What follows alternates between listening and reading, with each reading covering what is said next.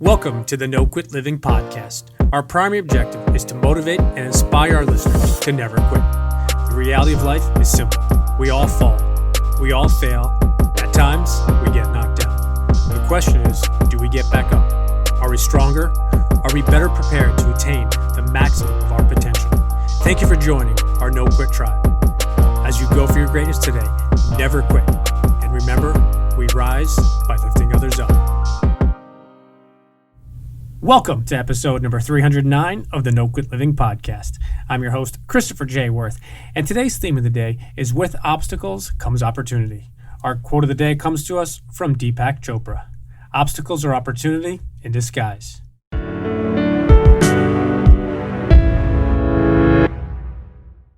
If you have yet to join the Positivity Tribe, make sure you head on over to Amazon, Barnes & Noble, or wherever else books are sold to help us spread some positivity and grab yourself a copy of our new book, The Positivity Tribe. I was first introduced to our guest today from Bob Burg, and I'm really excited to have Jane Atkinson join us. I had a lot of fun speaking with her, and she really shared some interesting stuff with us. I hope you enjoy today's episode. Jane, I'd like to welcome you to the No Quit Living podcast. Thank you so much for having me, Chris. I really appreciate it. I had the opportunity to record on your show first, so it is an honor to return the favor. Well, I really enjoyed our conversation, and I can't wait for it to come out on the Wealthy Speaker podcast. It was a lot of fun interviewing you. I appreciate that. So for our listeners, that's a tee up to make sure you check out Jane's podcast as well. So the first question I ask everybody is, are you ready to positively impact at least one person today? I would love to positively impact, hopefully even more than one. That is an awesome way to go about it. The number one objective of our show, as you know, because we were talking off air, is to motivate and inspire listeners to never give up. And I was curious if you yourself have either a no-quit story or perhaps a personal or professional time where you could have given up or given in, but you didn't. Well, I have been doing my own business now for, let's say 17 years. And before that, another maybe 13 to 15 in the speaking business. And I would say there were at least a dozen times that I probably thought about throwing in the towel.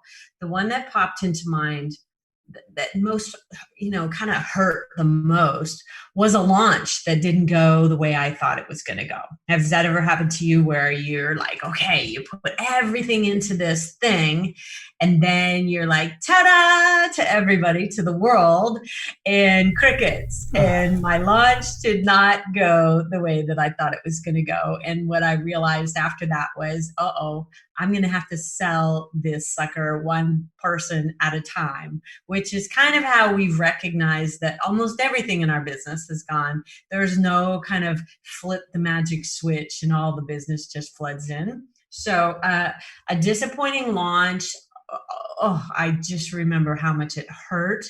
And I wallowed in it for a couple of days. And then it was, okay, let's regroup and carry on. And it was a big lesson, Chris, for just understanding that launches never go the way you want them to. I appreciate you being honest about that. And it's something that I wanted to just touch on for a second, because it's the topic and the idea of always being positive has come up quite a bit in the last couple of weeks. And I've been doing a bunch of interviews myself with a book having recently come out. And I get asked almost every single time, Chris, are you always positive? You're always putting out this positive message. But something you said really hit me is, you wallowed for a couple of days and you realize it's time to go on. And that's something that I think people don't truly appreciate is it's okay to acknowledge, it's okay to accept the frustration, disappointment, sorrow, fill in the word of choice. But then after that, you need to get up and you need to take action. So I'm really glad that you touched on that, because that's the most important part. And I think that's something that people often miss is that next step, which is, okay, dusting off your shoes, dusting off your shoulders, and now it's time to get back to work. And once you felt the feelings, Chris, I don't think you can gloss over the idea of, or maybe there's some shame involved in having something that you build up to be so big in your mind, and then it doesn't go as planned. There's a lot of feelings to be kind of processed there. And that's what we do. And then we move on. So feel the feelings and then move on. I love it. And the words I use too is acknowledge it, accept it, and then Yeah. learn from it. And I think that's something that I think people like to, it's like set it and forget it, push it to the side, and almost like, oh, it didn't really happen. And again, you don't have to acknowledge it every single day for the next month or week or weeks ahead, but it's you acknowledge it, you move on, you learn from it, hopefully, and you don't hopefully repeat the same mistakes twice. Exactly. So you touched for a second a little bit about your past career and current career. I wanted to ask if you wouldn't mind just briefly telling our listeners a little bit about who you are and what you do today.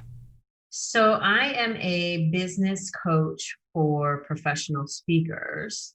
And so it's not necessarily about the whole presentations part of it, but it's really about how to build a speaking business. So we talk a lot about building the business of your dreams, Chris, because the goal isn't necessarily that you're out there and you're busy every single day and you're unable to kind of keep up with it and your business is running you.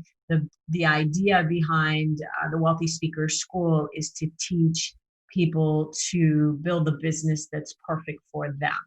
So we identify all of the things that they're great at and we double down on those in terms of the marketing end of things. And we give them a roadmap for actually getting to success based on what their version of success is.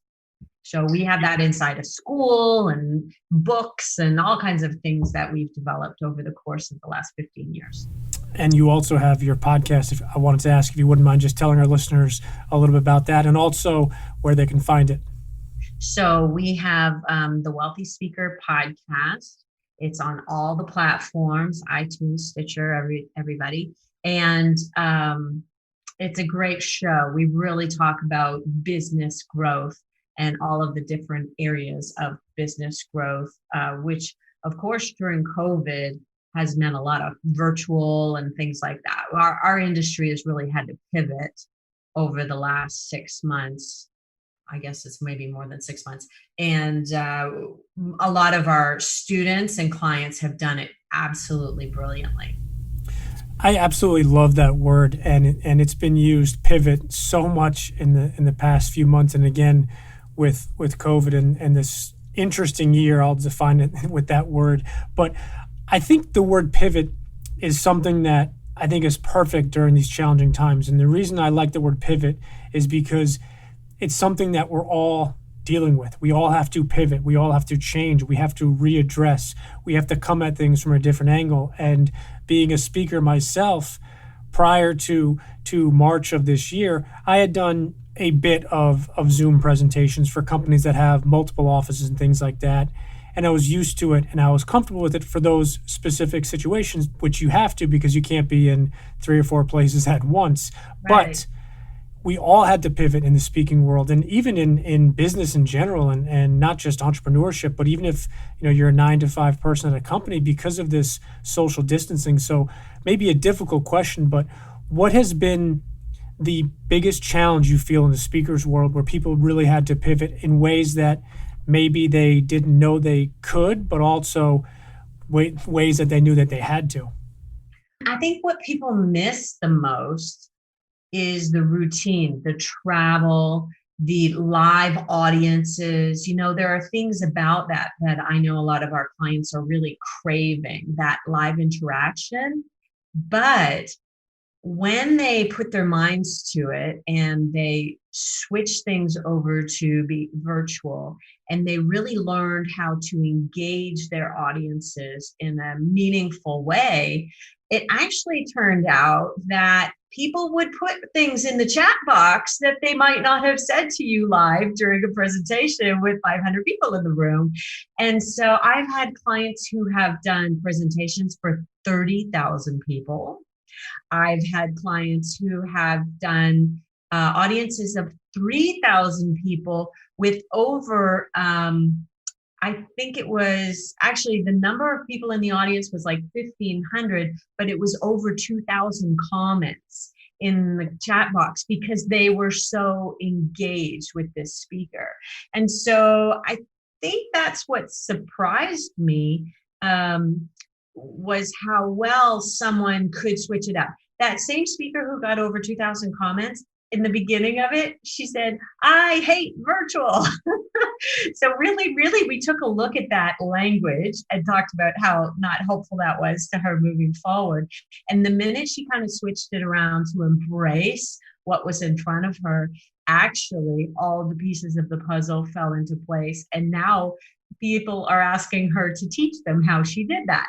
And so it's quite amazing when you go into something kicking and screaming, how once you really decide, Chris, that you're going to embrace it, everything can really change.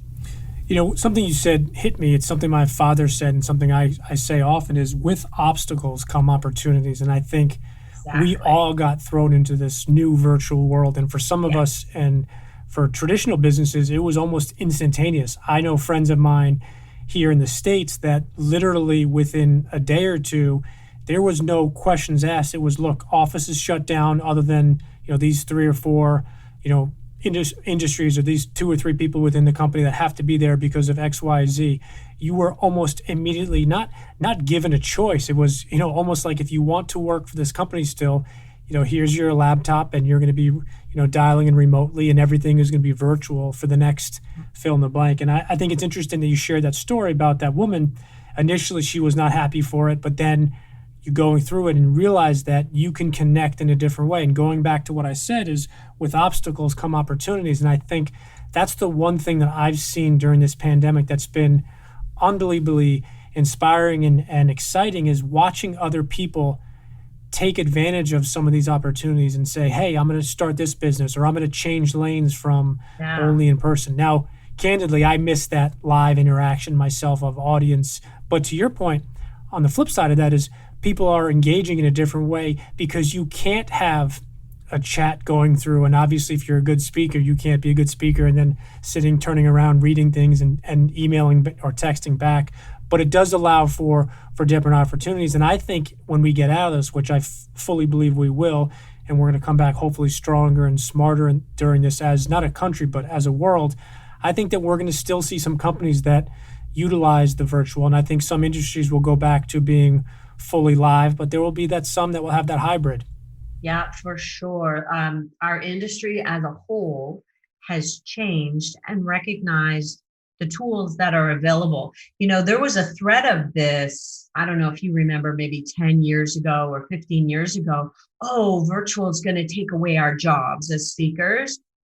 But I think actually what will happen is at the other end of this, there'll be a lot more hybrid events. The world has become flatter as a result of it. You can do more international work very, very easily. And the technology has come so far in a decade that it was really easy to make it work this time and work well. Sure, I think probably people are a little zoomed out right now. However, once the pendulum shifts back to live presentations, I think we're still going to have a good amount of virtual work coming our way for those who want. Use the word hybrid, and I love that word. And what I've heard and I've spoken to about some colleagues and fellow speakers as well is, and correct if you disagree, but a few years ago, within the last 5-10 years, the only option really was if you wanted to go see a speaker or wanted to go to a sales event or a conference, the only options were to go in person. And obviously, if it's local, you can drive, you could take a bus or a taxi, but a lot of them you have to get on a train get on a plane, you have to get hotel reservations and things like that, where it becomes too costly, where you say, look, I'd love to go see Jane speak, but I don't have the opportunity, or maybe you couldn't fit in your schedule. And I think the hybrid space is now going to allow companies, industries to offer those options. And for me, I always prefer the in-person event because I get something better out of it. But candidly speaking, if you were doing something, for example, in Canada this weekend, I'm not able to just jump on a plane. Mm-hmm. I would be willing to tune in and do that because I think it's the next best thing. So I think there's going to be a ton of hybrid opportunities moving forward. And I think with that, again, it's other opportunities for businesses, for ventures, for relationships. Yeah. The keyword opportunity is right there front and center for sure. A fun question we ask each guest is, if you had to define yourself, but you could only use one word, what word would you pick? Hopeful. I think that's a word that we need more than ever in today's day and age. Fun question for us too, and it's a selfishly fun question myself, as I'm an avid reader, is I wanted to ask if there's anything that you're currently reading, or perhaps you've read something recently that you'd like to recommend to our listeners. Well, I think it's Carol Dweck has a book. I've been studying mindset for a couple of years now, and she's got an amazing book on mindset. That's certainly one of them. Oh gosh, I know there's more that because I recommend books to our school students all the time. And I know there's, and now there you go. I know there are several more that I could relate, but that's definitely one that impacted me. And I love the study of mindset. So I obviously did not know you were going to say that. We're going to, or I'm going to ask you a follow-up question. I think mindset is something that has been in the spotlight for the last year or so in different ways. But I feel that that mindset is even way more important today during this pandemic than ever. Wanted to just ask maybe if you give a quick little brief definition of what you feel mindset is and how people maybe can alter or change or positively impact their mindset. Well, you know the old phrase, it's not what happens to you, it's what you do about it. Well, I think perhaps we could swap out a word in the second part. It's not what happens to you, it's what you think about it. And if you're at the beginning of this, I'll use myself as a bad example. At the beginning of COVID, my primary thought was, oh my goodness, my industry is wiped out. Well, as you know, that is not a helpful thought to have. And it took me a couple of days of wallowing again, feel the feelings, eek. But what I came out at the other end with was this new thought, which was people need me now more than ever. And that was so much more empowering. And that thought led to much, much better results. We set a huge goal for ourselves in the middle of the worst month of my company's 15-year history. We set a huge goal, and we called it the impossible goal. And that's what it felt like in that moment. But the minute I flipped the switch to my new thought, people need me now more than ever, Chris, it was literally like flipping a light switch and having just business come into us. And so the impossible goal was met a month early. We had given ourselves, uh, everything came down in March. We had given ourselves April and May to reach our impossible goal, and we ended up doing it in 1 month instead of two. So it was just like the power of thought to get what it is that you want as a result. And I used to think that mindset was, a portion of it, 40%, 50%. I didn't know. Now I believe it's 100%. I believe our results are 100% of our mindset. I love that. And I think it's such a interesting and wide open question the way I asked it. And I think you answered it perfectly. And I love when people share stories and give examples. And that's why I asked that no quick question early on, because people learn from stories, people learn from facts, people learn from the past. And two things I've been saying a bunch, and I'm sure our listeners have heard me say it probably way too much, is success leaves clues, but so does failure. And it's how you learn from them, it's how you adapt from them, it's how you try to obviously duplicate the successes and eliminate the failures. And as I said before, is it's okay to make a mistake. It's okay to fail in something, but learn from it so you don't fail or make the same mistake a second time, a third time. So I absolutely love that. I don't know who first used the term fail forward, but if you're not willing to fail, it it means that you're not willing to take risks, and that will be very much limiting in terms of doing anything that you want to do in your life. Failing is just a part of the process. You should expect failure. You should embrace failure, because what you know now, like I found out about my launch, even though it was very disappointing, was that it wasn't going to happen in the way that I envisioned it originally. So, what did I do? I went back to the drawing board and we launched again in a different way. And so now, what we do when we launch our school, Chris, just from a little business side note here, is our goal is we launch it with a webinar, and our goal at the end of the webinar is to schedule a 15-minute discovery call with a member of our team. And what we know now is that it takes that little conduit, that little discovery call, to actually get people to sign up for the school. And so that was a lesson I never would have learned had I not failed. I've seen so many people that are changing their business model towards that, let's call it again, that this discovery call. I know a bunch of different people call it different things, but what I've been really surprised in a positive way is people are trying to connect with the right end user. And what I mean by that is I'm sure you see them, I see them myself, a bunch of these, 30 days to this, or, you become overnight millionaire by buying this program and listening to 2 videos. It's so commonplace to see those things. And not that I want to knock other people's business model, but I think what you shared really gets down to the importance of, is Jane the right client for me? Am I the right client for Jane's company? I think what you potentially risk is wasting, or having someone on your team waste, that 15 or 20 minute discovery call. But on the flip side of it is, I think at the end of that, both parties are going to feel better off saying, you know what, I had my questions answered, or I had some hesitancy going into this. I'm glad I had this conversation. I'd like to move forward, or I'm glad I had this conversation. I don't think this is the right fit for me. And I think that's where the rubber hits the road, when you can really identify the right client versus every client.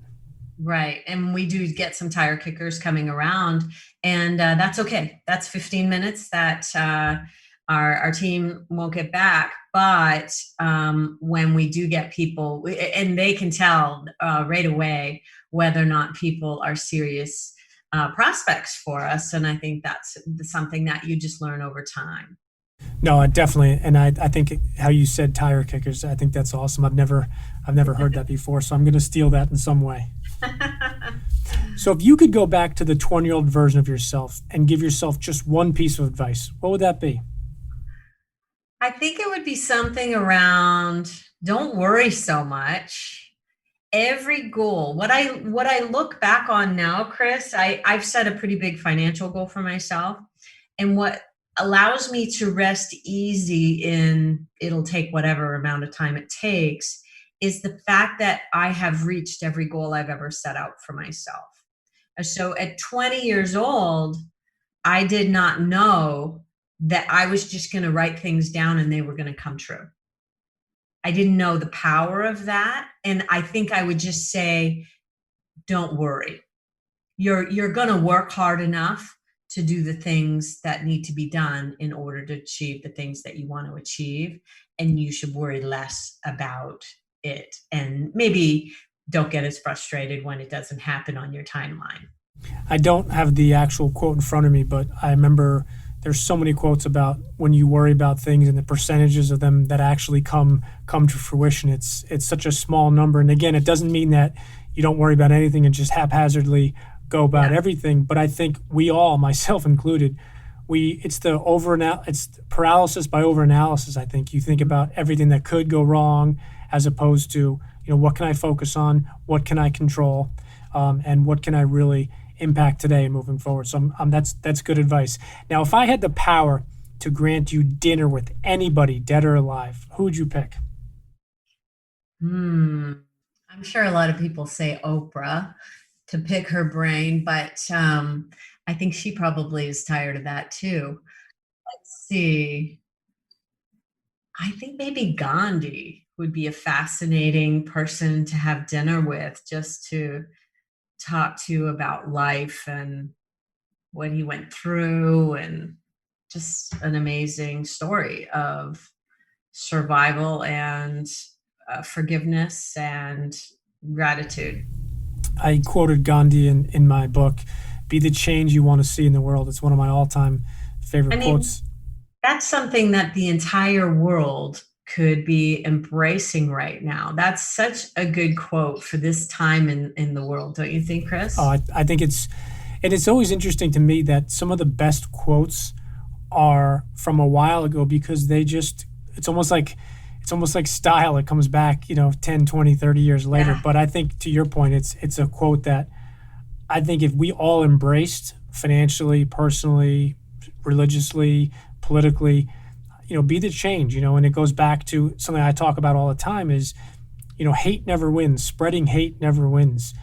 Zig Ziglar, who I got a chance to speak to a few times before he passed, he had a famous quote where he said, "Don't root against somebody, instead root for somebody." And I remember the first time I heard it, kind of glossed over it, but now, again, 15 years later, after I think I first heard it, it's so powerful. And in today's day and age, it's perfectly okay to not agree with somebody, to not like a team, or to not like a specific candidate.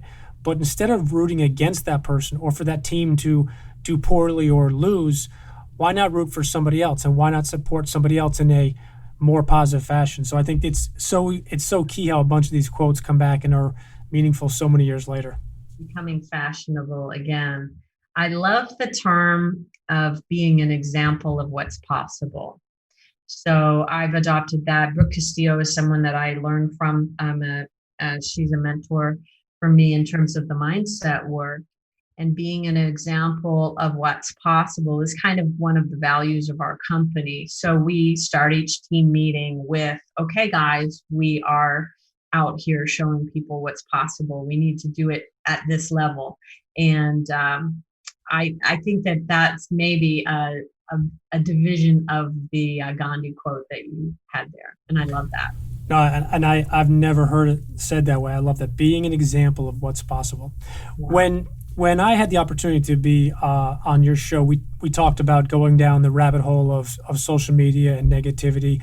I wanted to ask you, during these difficult times, is there anybody, an individual speaker, maybe a company that you follow on social media that's putting out positive, uplifting messages that maybe you'd like to recommend or possibly potentially introduce to our listeners?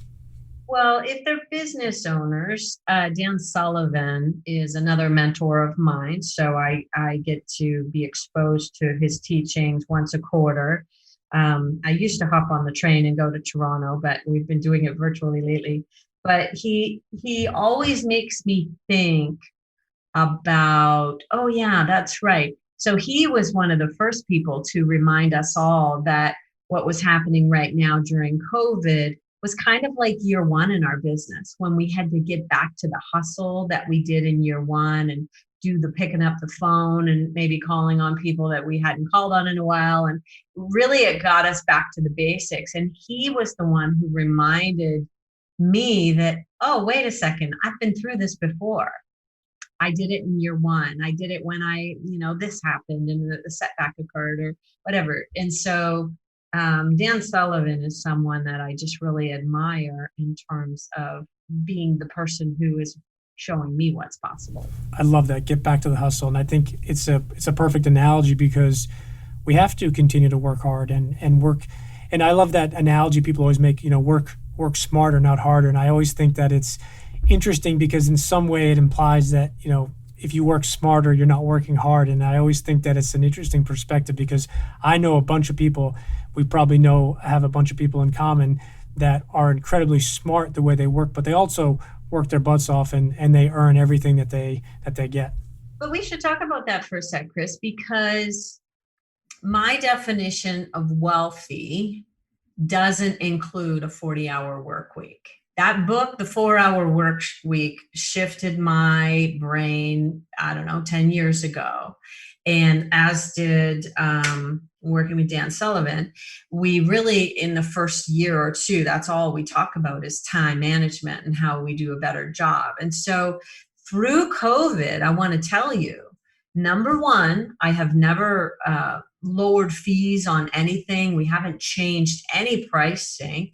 And I've continued to take every Friday off. I told you earlier that I took all summer off of podcasting. So I had actually Mondays and Fridays off all summer long. And I think I really want to encourage people that I don't know about that term, work smarter, not harder, but I do believe that you can map out the life that's perfect for you and then live it. And so, however hard you are working, and if it feels like you're scrambling or on some sort of a treadmill, then I would recommend that you think about whatever the thought is that's putting you in that position. I'm so busy, not a helpful thought. I choose to be busy because I choose to do these things that I want to do for my business, but you can also choose something else. So, No, and that's a good point, and I appreciate you sharing that. And I think going back to the 4 hour work week, I think the one area where people miss is they'll start a business or a venture, and they'll read or they'll see something like that book, and it's like, okay, I don't need to work more than 4 hours. And that's where I always say, well, it's not meant to start from day one. It's meant to be as you build, to your point, a the life progression. the Yeah. life that you like. And using that term that gets thrown around loosely, that work-life balance, that's the thing that I find interesting is people will make comments like, well, I read this article or this blog and they said, you don't do this. And I always want to say, well, I'd like to see the blog or I'd like to see the article, because I'm pretty sure it doesn't say, as soon as you graduate high school or college, you should never work more than 4 hours. And if Yeah, yeah. but to your point, the word progression I think is important, because you need to work hard. You need to build a client base, whatever it is you're doing, even in a traditional 9 to 5 job. You don't start off. I believe your first job is not usually the highest salary, then it goes down. Usually you start at a stepping place, and all of a sudden you get raises, increases. But that was a very interesting book, and it did make me think a little bit about that too. And again, going back to that, a little bit cliche, but work-life balance. Well, somebody was asking me on Facebook, well, who do you know that's doing this fabulous life that you're explaining? And I said, I am. And I think probably I started on this vision of this is what my perfect life looks like about 7 years ago. And what I'm most proud of out of all of this COVID stuff is that I haven't altered it. I didn't go back to any kind of, if I and I think I didn't alter it because there wasn't fear. Fear, I think, has driven a lot of people back onto the treadmill, back onto allowing their business to run them based on the fact that the business did indeed go away. I get that a lot of people, they might have had a lot of challenges when they saw all of their speeches disappear off of their calendar. That is definitely something but I think a lot of people went into fear-based then and just started like scrambling and putting out things and throwing things at the wall to see what sticks. And there's not a lot of strategy to that. No, when you grab a handful of spaghetti and throw it against the wall, I don't think that's the best strategy. So for our listeners, a lot of spaghetti throwing going on. Yes, there was a lot. So for our listeners that would like to connect with you, follow up and find out more about you, as well as your podcast and your books and your company, what's the best way for them to do so? They can go to speakerlauncher.com. We have a free podcast there. We have a free blog there. And for those who are serious about kind of getting into the business, a great first step is a book called The Wealthy Speaker 2.0. And that is a good kind of foray into the speaking industry. And we lay it all out for you in that book. And then the last question I have for you is the same question I ask everybody, is if you have any parting words you'd like to leave with our listeners today. Well, I would love to just reinforce the idea that you can have everything that you want in your life. I think being willing to fail is certainly a part of that. And of course, not quitting is the key to it all working. But really be thinking about, become more intentional about what your primary thoughts are about where you're headed. Do you really believe it? Is it really possible in your mind? And I think that will be really helpful. Just identifying what your most predominant thought is can get you to where you want to go much more quickly. I absolutely had a blast. I think you shared a bunch of fantastic stuff, and I definitely recommend our listeners to connect with you, follow you, and for any speakers or wannabe speakers, make sure you definitely check out some of those resources. And I know that you and I will connect again soon, and thank you so much for your time today. Thank you, Chris. I appreciate.